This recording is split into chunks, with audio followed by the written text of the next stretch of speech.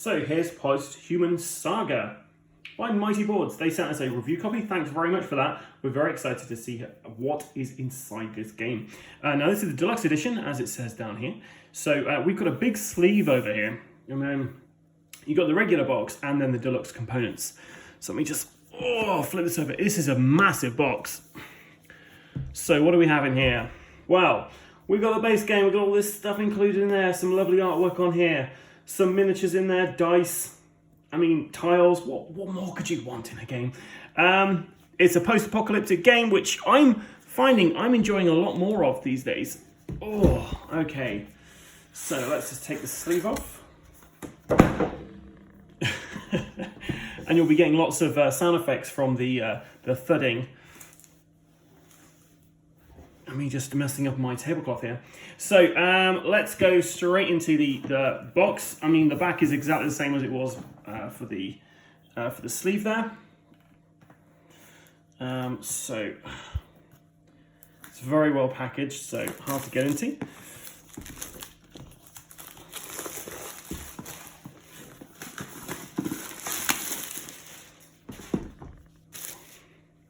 So, it's a competitive tactical survivor adventure for 1 to 4 players set in the post-apocalyptic worlds of Posthuman. Now, I played the original Posthuman, and it is something I quite enjoyed. So, Posthuman Saga, I'm interested to see what this is going to bring to the mix.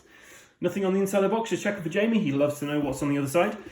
And straight away, we've got the games catalogue for 2019-2020, so there we go. There's the original well, no, I was going to say it's the original Posthuman, but it's not. So, we've got the Posthuman Saga in here and all the expansions you can get for it.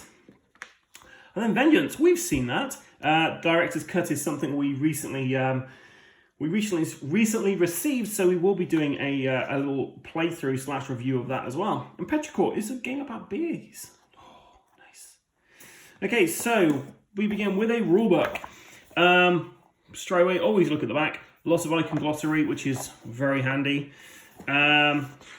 Let's take a quick look through that. So the game components, setup, player setup, the objectives, a bit more about the game, of what you do on your turn, different cards, actions, combats, and how the game ends. So you've got 22 pages worth of probably 20 pages worth of stuff you've got to read through before you can play the game. And then you've got some team modes at the back here. And also this solo mode right at the very end there. And then the icon glossary like before.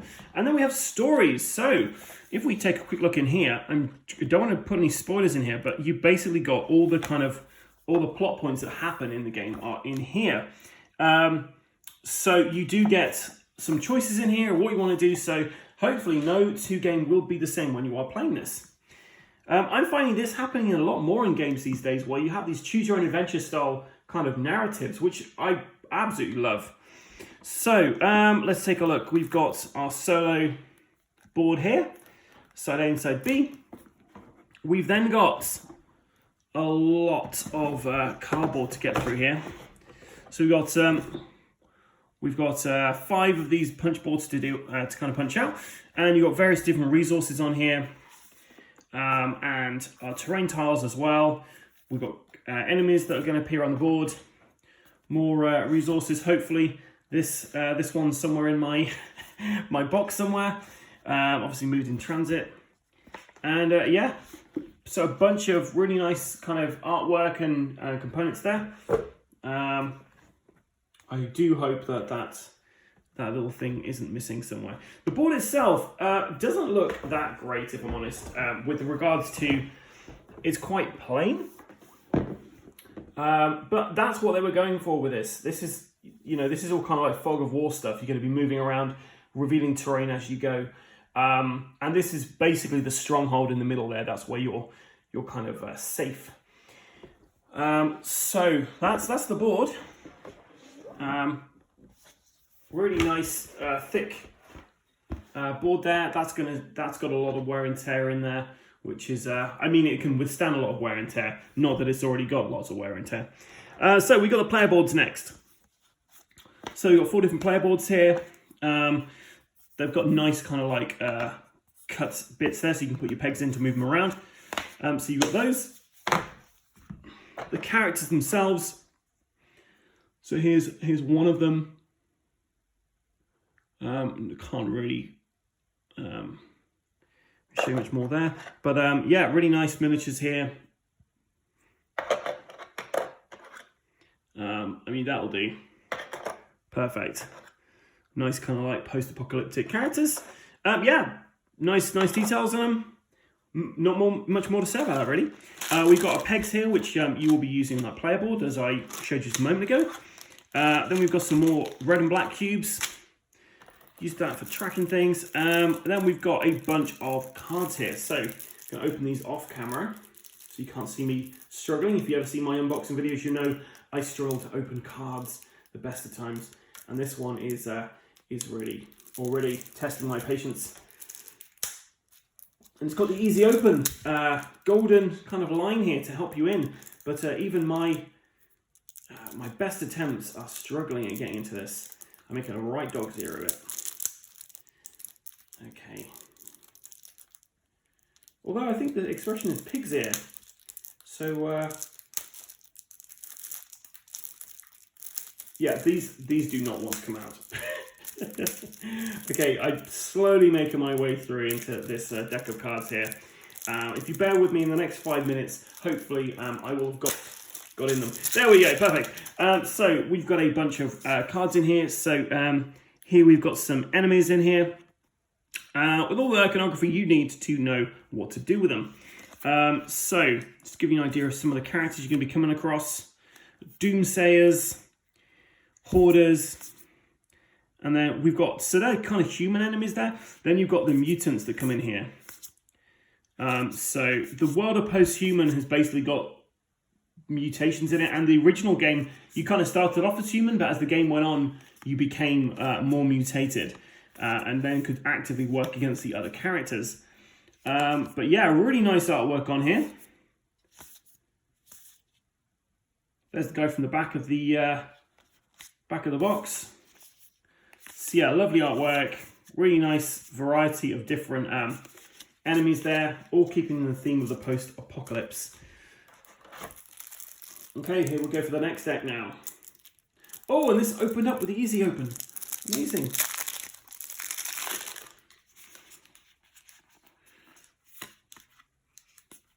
So this here, I believe these are your characters. So you've got a biologist here, you've got a cage fighter, you have a guard, a scavenger, and a scout. So there's 5 in the core set. You've got 5 of these different characters you can choose from. And then you've got your action cards themselves, which say what you're going to do on your turn. So you can either camp, you can forage, you can trek, or you can map. And yeah, it tells you everything you're going to be doing. So for instance, recover 2 broadcast tokens or refresh the terrain and scavenge sites in the map queue. Then take a paired terrain and scavenge site from the map queue. You may place any number of terrain into empty zones adjacent to the terrain you occupy. You may then place scavenge sites on the terrain you occupy and any adjacent terrain. So we've got these things here. We've got a bunch of landmark cards here, or interesting places you can find. Once again, the artwork in this is great. It kind of looks like a Saturday morning cartoon show, or like a kind of more of an adult one, though, I guess. We've got events in here. So let's pick an event out at random. So light rain. The sky hangs heavy, grey and low. A constant drizzle soaks into your bones and cuts visibility all the way down to the tip of your nose. The further you trudge and the more you look down the road ahead, the more miserable you feel. When you map, lose 1 thing. Leave this card in play until the next event card is drawn. And if you have an insightful follower, you can ignore this effect. So there's just one of the many things in there. We've got Mission VIP here as well for the different variety of games you've got there. Different objectives here. And then I'm not quite sure what these are. These might be story related cards. So I don't really want to read these out just in case. Okay, and so that's the big cards we've got here. So let's go to the smaller cards now. These are also easy open, which I'm going to try and open off camera. Although this has got a little tab on it, so nicely done. So yeah, you've got a ton of cards in this game, so you're going to need to get some protectors if you want to keep this going. I'll be honest, I'm not quite sure what these things do, but you've got a bunch of these skill cards, I guess. They look kind of like upgrades that you can give yourself and weapons you start with. So I believe that everyone has their own little deck of kind of upgrades and starter cards and stuff like that. So you'll basically have your scout deck here, for instance, and you'd be drawing stuff from this. But yeah, so you've got one for every character there. And then we've got this deck here.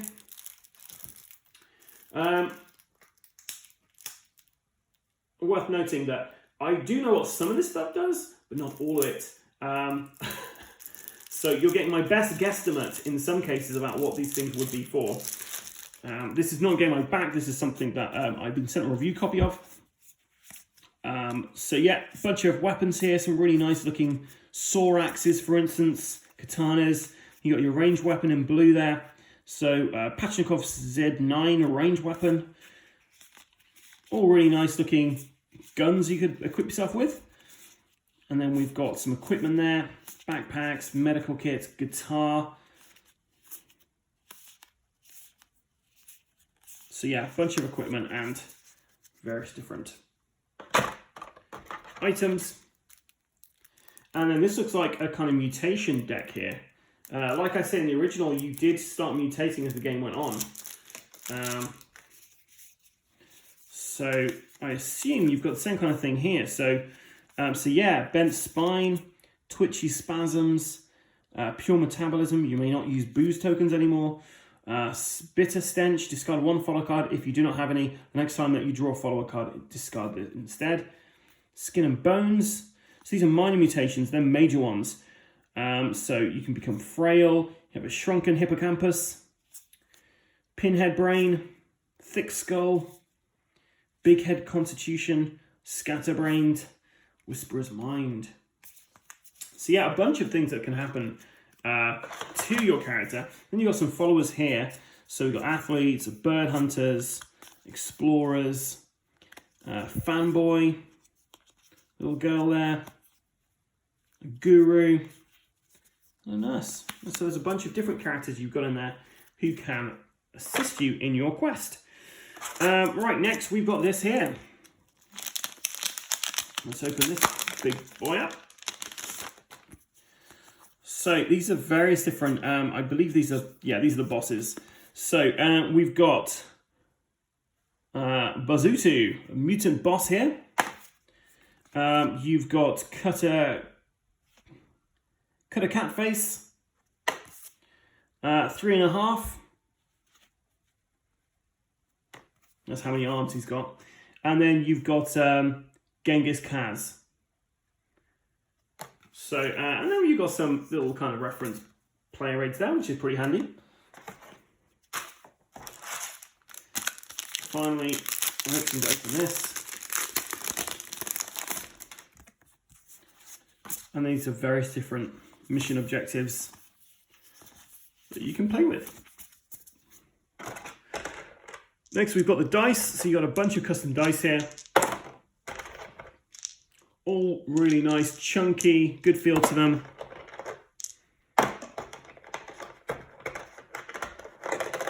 Yeah, bunch of that. You also have a couple of bags here, so for exploration, and another bag there. So, and because they're lovely guys, they've given you a bunch of baggies as well. And we'll just get this out and see if there's anything underneath. Nothing underneath. Save you guys having to look for yourselves. So that's everything you get in the base box, and then we've got the deluxe components as well, which you get in the deluxe version. So let's open this up.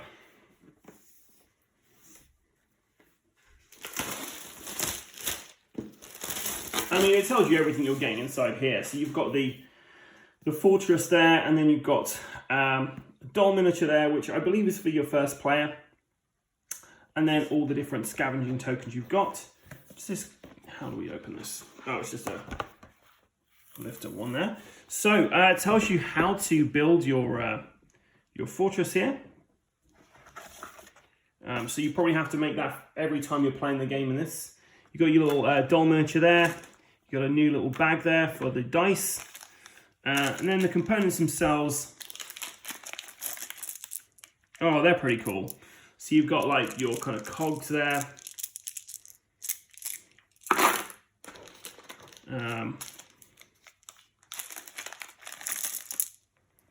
All those kind of like research tokens there.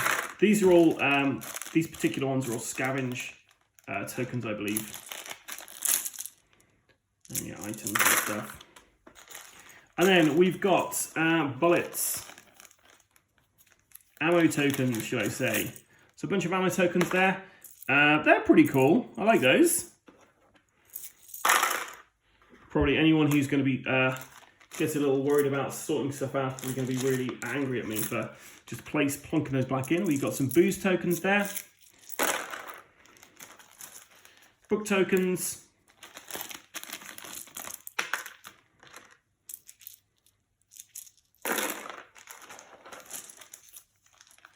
I believe these are the food tokens here, like cans of food.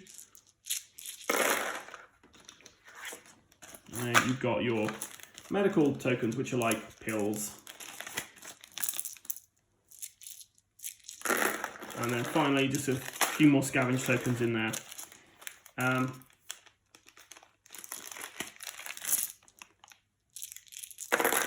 So yeah, that's everything you get inside there. Let's have a quick look, see if there's anything underneath. Nothing underneath there. But yeah, this is quite a thin box, so you could probably just fit all of this back into the original box and bin this if you wanted to, or if you're a collector, then you'll probably want to keep it inside the Deluxe Edition sleeve. So that's everything you get in Posthuman Saga, the Deluxe Edition by Mighty Boards. If you've enjoyed watching this, then please like and subscribe to our channel. You can find us on Facebook, Instagram, and YouTube. And stay tuned, guys, because I'll be covering some more of Posthuman Saga on our channel. I've been your host, Adam. Until next time, guys, stay safe and keep rolling.